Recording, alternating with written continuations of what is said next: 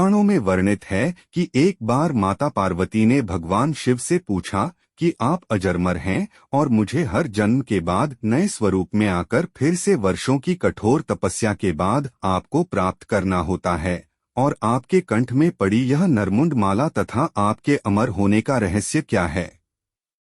शिव ने पार्वती से कहा कि इस मुंड की माला में जितने भी मुंड यानी सिर हैं वह सभी आपके हैं। देवी पार्वती ने भगवान शिव से पूछा, यह भला कैसे संभव है कि सभी मुंड मेरे हैं। इस पर शिव बोले, ये सभी मुंड उन पूर्व जन्मों की निशानी है।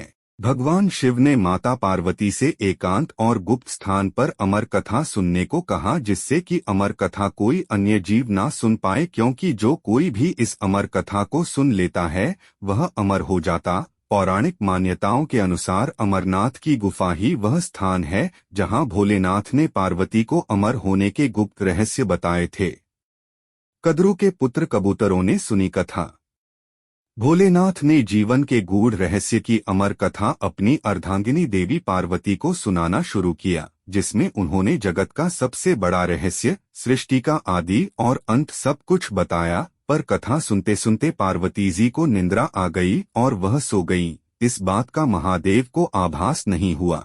वे अमर होने की कथा सुनाते रहे, लेकिन गुफा में पहले से ही मौजूद दो सफेद कबूतर श्री शिवजी से कथा सुन रहे थे और बीच बीच में हूं हूं कर रहे थे। शिवजी को लग रहा था कि देवी पार्वती कथा सुन रही हैं और बीच बीच में हुंकार भर रही हैं। इस तरह दोनों कबूतरों ने अमर होने की पूरी कथा सुन ली। कथा समाप्त होने पर शिव का ध्यान पार्वती जी की ओर गया जो सो रही थी।